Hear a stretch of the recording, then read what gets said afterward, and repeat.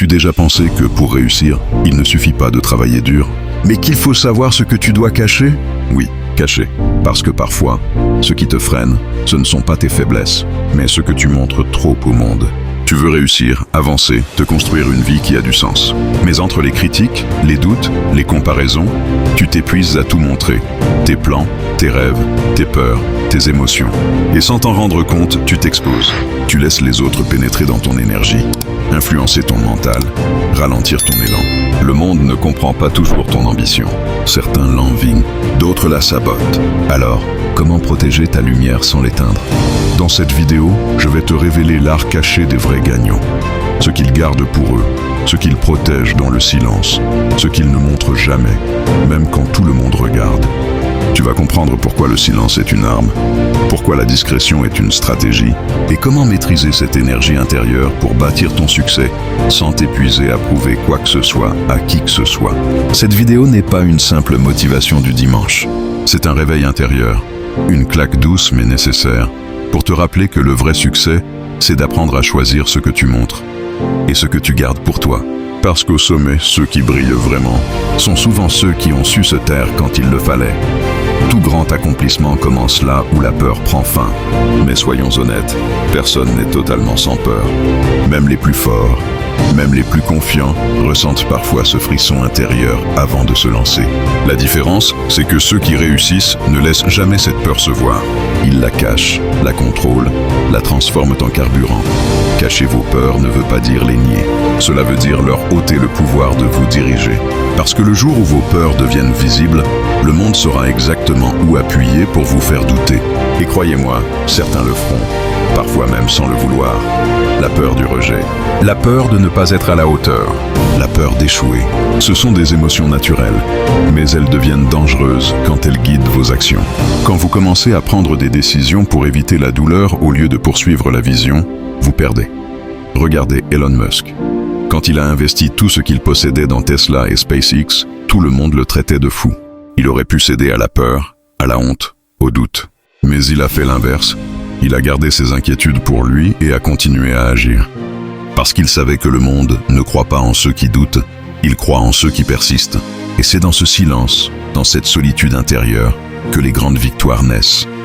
Vos peurs ne sont pas vos ennemis. Elles sont des signaux, des rappels que vous êtes en train de sortir de votre zone de confort. Mais ne les laissez pas devenir vos maîtres. Chaque fois que vous ressentez la peur, dites-vous, ce n'est pas un mur, c'est une porte. Et je vais la franchir. Un conseil pratique, traitez vos peurs comme des secrets sacrés. Écrivez-les, comprenez-les, mais ne les exposez pas. Parce qu'une peur partagée à la mauvaise oreille devient un poison. Le monde ne doit pas savoir où vous tremblez. Il doit voir où vous avancez malgré tout. Regardez les alpinistes. Avant d'atteindre le sommet, chaque pas est un combat intérieur entre la peur et la volonté. Mais personne ne les entend crier leur peur dans la montagne. Ils respirent, ils grimpent, ils avancent, silencieusement. C'est ça, cacher sa peur, avancer sans fanfare, même quand le cœur bat trop fort. Alors rappelez-vous, le courage, ce n'est pas l'absence de peur, c'est la capacité de sourire malgré elle. Cacher vos doutes, ce n'est pas mentir au monde, c'est vous protéger. Parce que vos peurs ne méritent pas d'être publiques. Elles méritent d'être maîtrisées. Et quand vous apprendrez à le faire, vous comprendrez que la véritable force n'est pas de ne pas avoir peur, mais de continuer à marcher. Même quand tout en vous tremble. C'est humain de vouloir être aimé, d'être reconnu, applaudi, compris. Mais le piège, c'est quand ce besoin devient votre moteur. Quand votre valeur dépend des likes, des compliments ou de ce que les autres pensent de vous. C'est à ce moment-là que vous perdez le contrôle. Parce que votre bonheur ne vous appartient plus. Il devient une monnaie entre les mains des autres.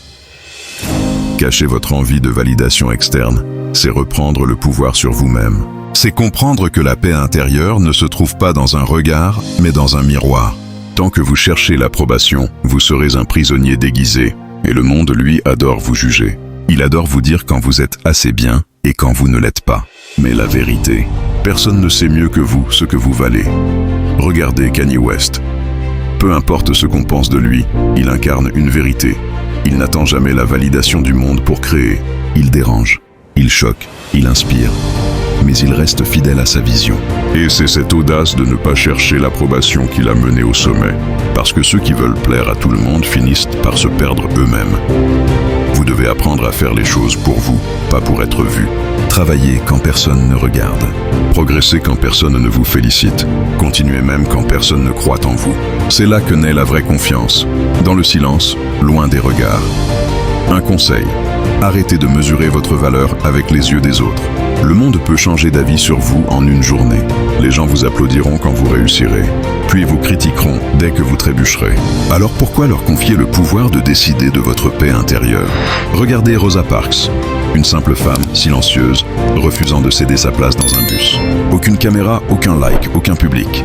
Mais cette action, née d'une conviction personnelle et non d'une validation sociale, a changé l'histoire. Parce que le vrai courage vient du cœur, pas des applaudissements. Alors cachez votre besoin de validation. Faites de votre vie une œuvre, pas une vitrine.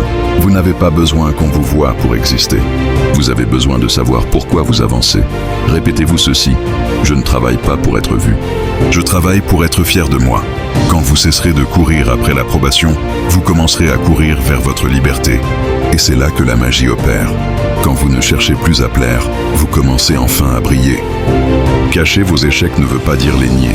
Cela veut dire les absorber, les transformer, les utiliser, sans laisser le monde vous réduire à eux. Parce que le monde aime parler de vos défaites, mais rarement de vos renaissances. Et c'est pour ça que les vrais gagnants apprennent à se taire, pendant qu'ils reconstruisent. Chaque échec est une école. Mais si vous passez votre temps à le crier, à le justifier, à en faire un drapeau, vous restez bloqué dans ce moment. Vous en faites une identité, alors qu'il ne devait être qu'une leçon. Cacher vos échecs, c'est accepter la chute sans l'afficher comme une fin. C'est dire à la vie: j'ai compris, mais je n'ai pas fini. Regardez Michael Jordan.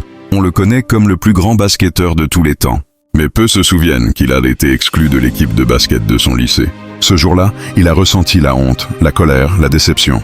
Mais au lieu d'en parler, il a travaillé, en silence. Et des années plus tard, le monde a découvert non pas l'élève recalé, mais la légende qu'il était devenu. Voilà ce que signifie cacher ses échecs.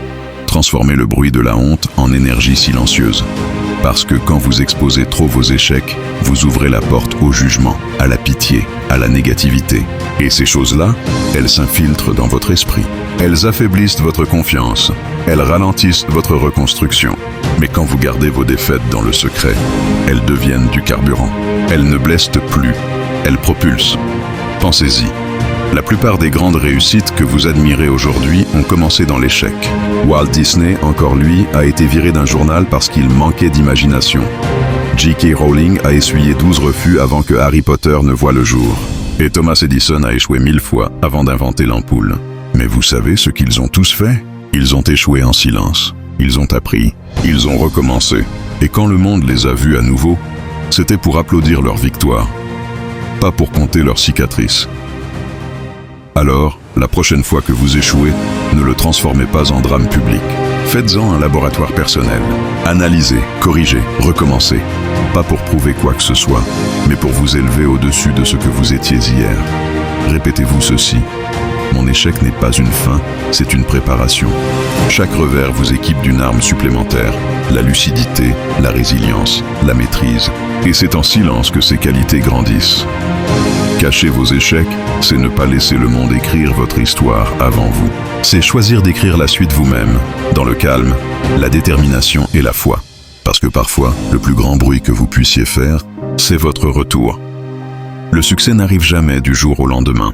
Et pourtant, c'est ce que beaucoup espèrent. On veut tout, tout de suite. Le résultat sans le processus, la victoire sans la patience. Mais ce que la plupart oublient, c'est que le temps n'est pas votre ennemi, il est votre allié. Cacher votre impatience, c'est comprendre que chaque jour compte, même quand rien ne semble bouger. C'est accepter que le progrès n'est pas toujours visible, mais qu'il est bien là, sous la surface, comme une graine enfouie dans la terre, invisible pendant des semaines, mais en train de construire des racines solides avant d'éclore. Vous devez faire la même chose. Construire dans le silence. Grandir sans vous précipiter. Parce que quand vous êtes pressé, vous perdez la clarté. Vous forcez les choses. Vous prenez des raccourcis. Vous acceptez des opportunités qui ne vous ressemblent pas. Et le pire, vous brûlez votre énergie pour courir vers un résultat qui n'est même pas encore prêt à vous accueillir. La patience, c'est la différence entre celui qui réussit une fois et celui qui bâtit pour toujours. Pensez à Walt Disney. Avant de créer un empire, il a été licencié, ruiné, rejeté des dizaines de fois. Mais il n'a jamais précipité son succès. Il a observé, appris, ajusté. Il a compris que chaque échec n'était pas une perte de temps, mais une préparation. Et c'est cette patience qui a transformé un rêve en légende.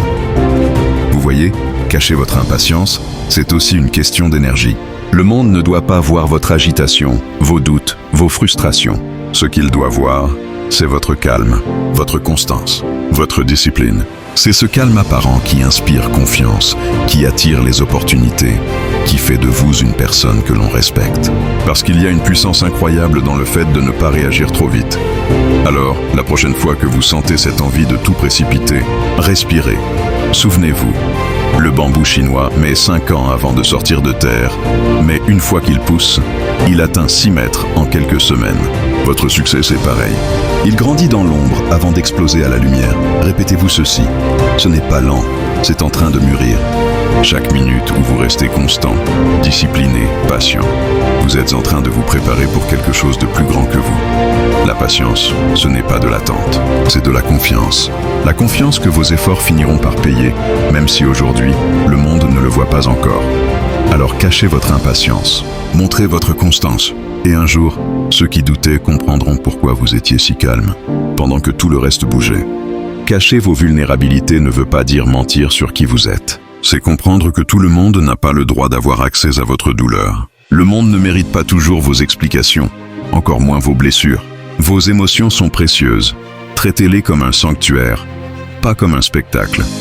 Quand vous montrez vos faiblesses à ceux qui ne comprennent pas votre vision, vous leur donnez le pouvoir de vous décourager. Et souvent, ce pouvoir, ils l'utilisent sans même le vouloir. Ils jugent, ils doutent, ils projettent leur propre peur sur vous. Et petit à petit, vous commencez à douter de vous-même. C'est là que tout s'effondre. Non pas parce que vous êtes faible, mais parce que vous avez laissé vos blessures devenir publiques. Les personnes qui réussissent comprennent cela. Elles ont mal, elles tombent, elles doutent, mais elles le font en silence. Elles ne partagent pas chaque combat, parce qu'elles savent qu'un esprit distrait par le regard des autres perd sa direction. Elles choisissent le silence, non pas par fierté, mais par sagesse, parce qu'elles savent que la guérison est un processus intime. Regardez Nelson Mandela, 27 ans de prison. 27 ans à lutter contre la douleur, l'injustice et la solitude. Mais jamais il n'a laissé cette vulnérabilité devenir sa faiblesse. Il a transformé cette souffrance en force intérieure, en clarté. Quand il est sorti, il n'était pas brisé. Il était prêt, parce qu'il avait appris à affronter ses démons en silence. Et c'est là la clé. Vos vulnérabilités ne sont pas vos ennemis, mais elles ne doivent pas diriger votre vie.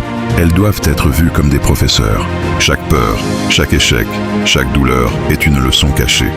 Mais vous devez apprendre à l'étudier seul avant d'en parler.